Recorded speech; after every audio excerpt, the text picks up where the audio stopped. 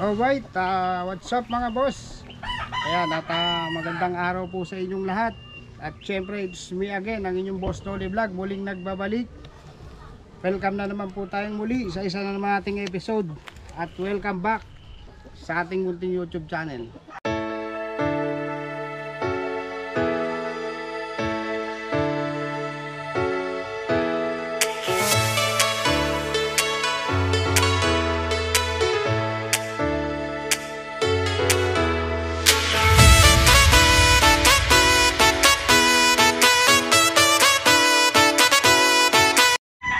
Alright, ayan at isang mapagpalang araw na naman pong muli sa inyong lahat. Kaya mga boss, so ngayon nandito na po tayo ngayon finally dito sa ating munting bagong farm. Ayan, so samahan nyo po kami, samahan nyo po ako at ipapasyal ko kayo dito sa ating munting manukan, yung ating backyard. So nakalipat na po tayo dito sa bundok. Ayan, dahil yung dating farm natin, dun sa latest vlog natin, nakita nyo naman medyo hindi maganda yung naging kapalaran natin dun. So ngayon lumipat tayo dito. Finally, okay na yung ating manukan dito, and hopefully dito na mabuo yung ating munting mga pangarap. So tara mga boss, samahan nyo po ako at ililibot ko kayo dito sa ating munting manukan. Alright. Ayan, so nandito tayo sa entrance ngayon. Ayan, so ito yung mga stag natin na mga bagong harvest. Ayan, yung mga na-harvest natin na stag. Ayan, mga gray. Ayan, so ipapasyal ko kayo mga boss. Ito yung ating munting manukan. Ito yung ating mga inahin. Yung mga nagpahingang mga pinagmulan ng ating mga manok. Ayan. So ito bago pa lang, medyo hindi pa siya gaanong propagate, pero nakita nyo naman may mga tipi na. Ayan, so dati nangarap lang tayo na magkaroon ng ganitong manukan. So finally, sa awa ng Diyos at sa tulong at suporta ng aking mga tauhan at ng aking mga pamangkin, ayan, so nakapag-provide tayo. Pero ito mga boss, hindi po sa akin ito. Bali nagre-rent lang po ako ng lupa dito. Ayan, ito yung ating cording. Ayan, kung mapapansin nyo, mayroon na silang nakatali. Ito yung mga manok natin. Ayan, dun sa mga nag-i-inquire mga boss, pasensya na at bago pa lang tayo. Ayan, pasyal ko kayo dito sa ating munting backyard pa lang tayo mga boss. Hindi pa tayo totally farm dahil di pa naman tayo kilalang tao. So ang sinasabing big time, yung mga may pangalan na sa larangan ng pagsasabong. Ayan, so narito yung ating mga alagang manok. Ayan, 20K Grand Kelso Gilmore Hats imported. Ayan, yung napalahi natin na from Carol Smith. Ayan, dalawa yan magkapatid.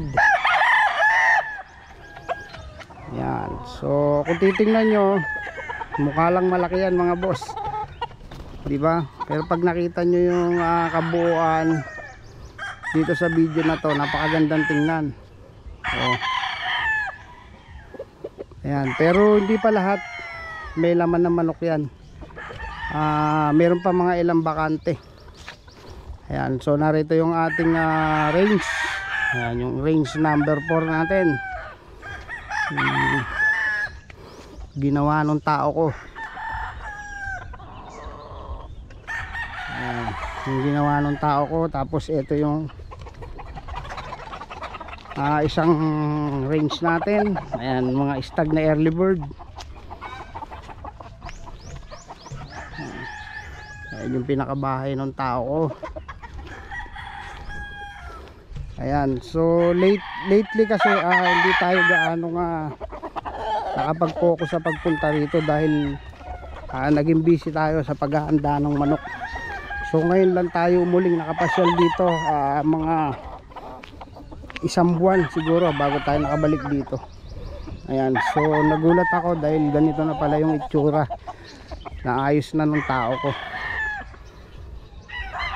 Ayan, yung bahay ng tao ko. So tara naman dun sa ating range, pupuntahan natin, sisilipin natin yung ating alaga. Alright, punta naman tayo ngayon dito sa ating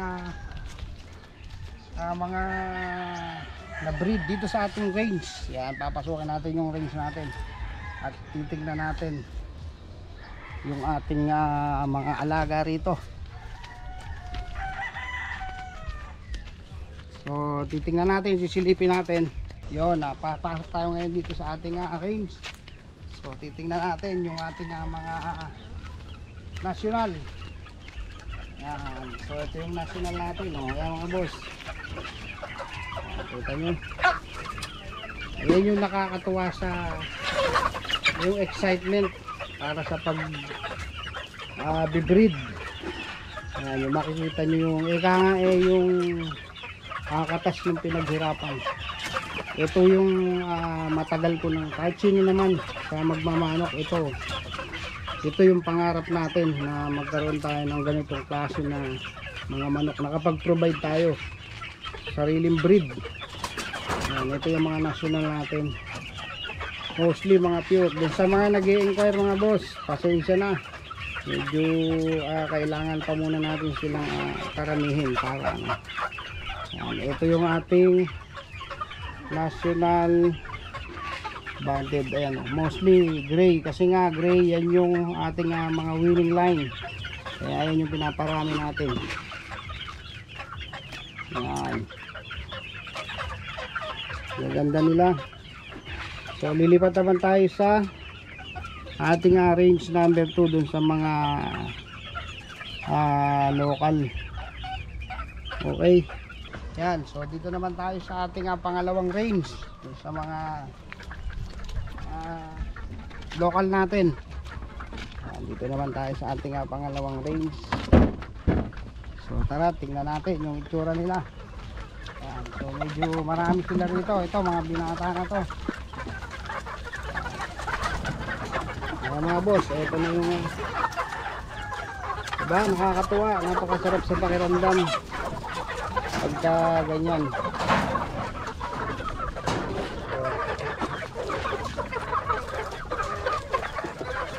Marami tayong palabas ngayon dahil maraming mataas yung demand ng ating mga financer.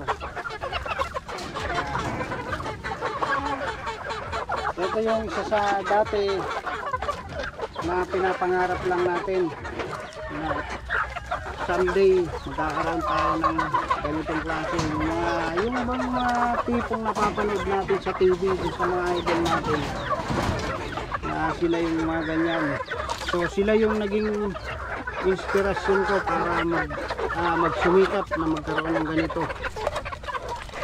Ayan, so ang pinaka na-inspire talaga ako dun kay idol Ruel Amano, kay SP. Shout out sa iyo boss, idol Ruel Amano. Ayan, siya yung naging inspirasyon natin para kahit pa paano yung sa mababang level lang, yung kahit na 1/4 lang, nasa 1/4 na level lang tayo ni Sabong Pinas, kahit pa paano.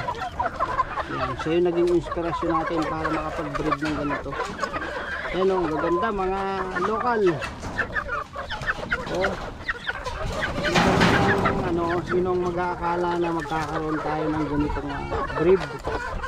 Yan, salamat na lang at sa sipag ng aking tauhan. Ayan, so nakapag-palaki siya ng ganitong mga sisi. Alright, so punta naman tayo dun sa ating local, kaso mga babae na nandun. Yan, so dito naman tayo sa ating pangatlong range. Yan, magugulat kayo, marami tayong range.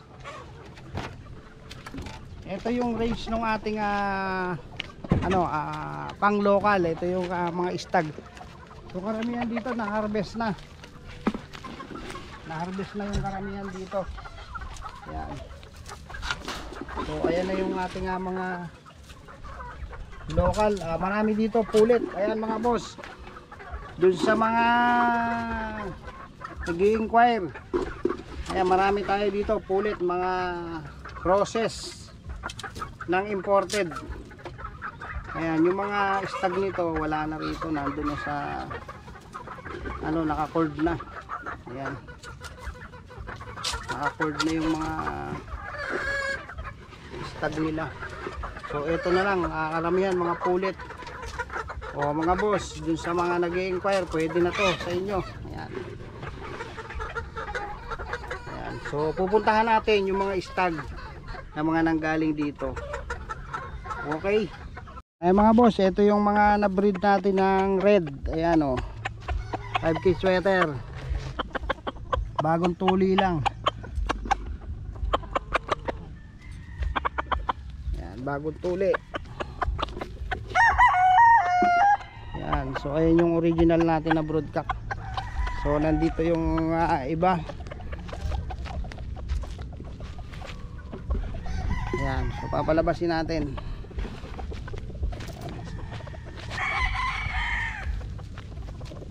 Ayan, so ito yung isang stag natin na breed. Ayan o. Red 5K sweater. 2 times winner na yung tatay niyan. At narito yung isa. Ayan, yung isa. Ayan, yan lang yung mga manok natin dito mga boss. At ayan, puntahan naman natin yung mga stag. So ito na yung mga stag na mga na-harvest natin dun sa range, yung mga early bird natin.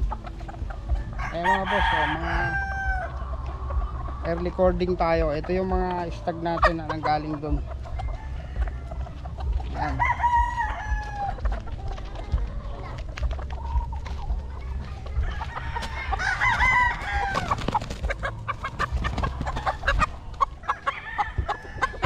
Tapos ito naman yung isa sa mga na-breed natin na bloodline ni Boss Norman. Ito yung poster kelso. So ito yung susubukan natin. Ayan, doon sa financier natin kay attorney, shoutout sa'yo. Ayan, ito na yung mga pagpipilian mo.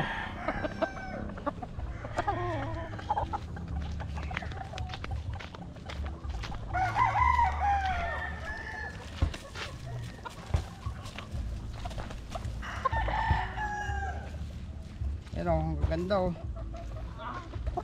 Pencil type, ang haba. Ito mostly ang mga bloodline ito, mga golden boy. Ayan o.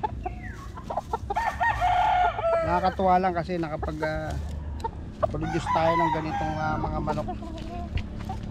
So dito tayo sa mga gray. Ayan o.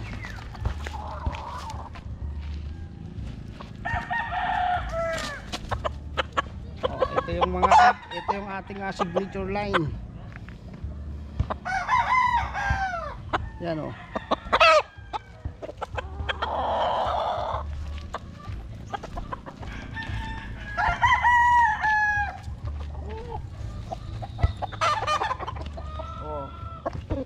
Gray pa rin.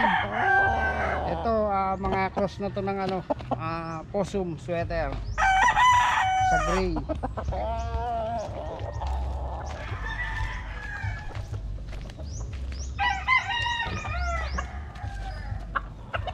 Marami tayong stag dito mga boss.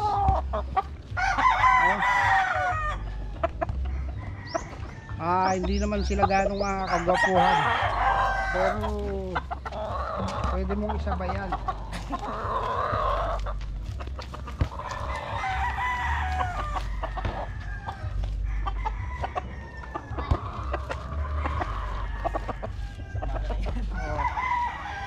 Ito pa yung isa oh. Guwapo. Ayan. Yun, at napasyalan na natin yung ating ayan, nakita nyo naman yung mga stag na manok bundok. Ayan, so hopefully dito tayo makabuo ng ating minimiti sa larangan ng pagsasabong. Kasi mga boss, dun sa mga hindi nakakaalam, dati rin ako nga nangarap nung ako ay vendors pa lang. Kaya nakakakita kayo ng mga nagtitinda sa sabungan. Ayan, dati rin akong ganyan, naging parking boys ako sa sabungan. And then talagang ipinangako ko sa sarili ko na darating ang araw na ako ay magkakaroon din ng ganito, and hopefully sa tulong ng Panginoon at sa dasal, suporta ng aking mga pamangkin at ng aking pamilya. So eto na, nakabuo na tayo. Ayan. So sana lang lagi kong dasal dito makabuo tayo ng isang pangalan. Dito natin na uhubugin yung ating pangalan at makaukit tayo sa larangan ng ating pagmamanok. So ayun lang mga boss, maraming salamat dun sa mga suporta at sa panunod ninyo. At dito na natin tatapusin ang ating munting vlog. Sa mga boss natin dyan na mapapadaan dito sa ating munting YouTube channel, iniimbitahan ko po sana kayo na mag-subscribe, mag-like po kayo at mag-share, and hit yung ating munting notification bell, at nasa ganon maging updated kayo sa mga ina-upload natin na video. So ayun lang, maraming salamat at good luck. I know gold is not enough.